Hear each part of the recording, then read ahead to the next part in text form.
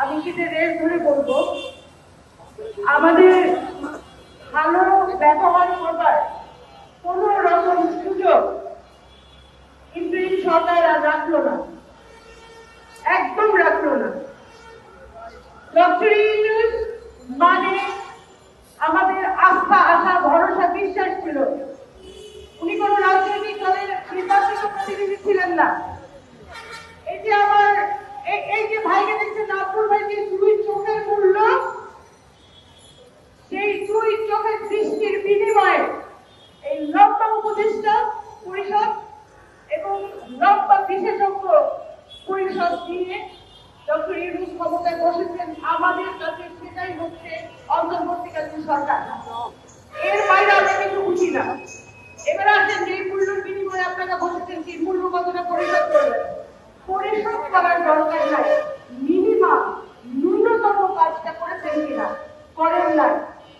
আমি নিজে, আপনারা হয়তো অনেকে সামাজিক মাধ্যমে, যোগাযোগ মাধ্যমের মাধ্যমে জানেন যে অগস্ট মাস থেকে আমি রাজপথ থেকে টুকিয়ে টুকিয়ে খুঁজে খুঁজে, ওরা আমাকে খুঁজেছে এবং কিভাবে যেন এটা আল্লাহর রহমত একটা কানেকশন হচ্ছে। শহীদ এবং আহত, শহীদ পরিবার এবং আহতদের সঙ্গে আমার সংযুক্ত হয়েছে তারা, যারা বৈষম্য বিরোধীতে যোগ দেয় নাই, যারা জাতীয় নাগরিক কমিটিতে যোগ দেয় নাই এবং পরবর্তীতে যারা এনসিপিতে যোগ দেয় নাই।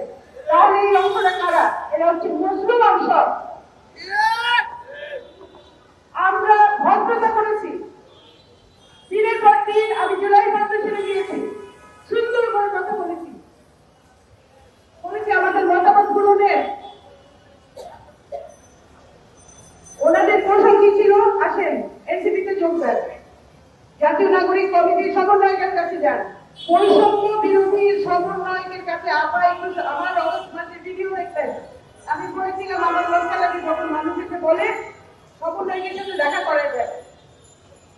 মধুর ক্যান্টিন এবং ডাকসু ভবনের দোতলায় কতবার গেছি, ফকিরের মতো। চেন্না চাইতে যাই নাই, টাকার জন্য যাই নাই। কেন গিয়েছি? সাথে তারা ছিল দরিদ্র পরিবার। মনে রাখবেন, শিক্ষিত এলেক্সানি কোন পরিবারের মানুষ আমাদের কাছে আসে না, আমাদের কাছে দরিদ্র পরিবারের মানুষগুলো আসে। মানে আমি আসলে ইমোশনাল হয়ে যাচ্ছি। আমি নিজেও কখনো ভাবিনি এই কথাগুলো বলতে হবে। আসেন স্বাস্থ্য মন্ত্রণালয় এবং মুক্তিযুদ্ধ মন্ত্রণালয়ের অধীনে গণঅভ্যুত্থানের সেলের কথা।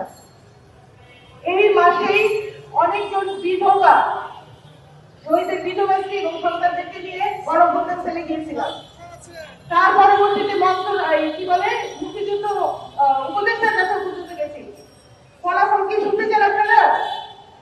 ফলাফল হচ্ছে উপদেষ্টা বয়স্ক মানুষ আমাদের শহীদের স্ত্রীদের মাথায় হাত দিয়ে, হাত বুলিয়ে বললো যে আমলারা নাকি কাজ করতে দেয় না।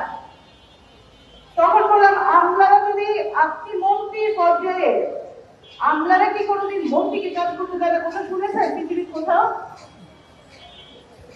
এই কথা উনি বলেছেন, তারপর থেকে আমার মুখের হাসি বন্ধ হয়ে গিয়েছিল। তো বলেছিলাম, তাহলে আপনার ভূমিকাতে কি হবে?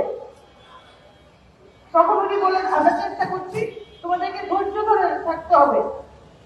বুঝেন অবস্থা, 9 মাস চলে গেছে। কিন্তু তখন আমি বের হয়ে এসে বললাম আমাদের কাছে যে আমরা আমাদের শস্যের মধ্যে গুড়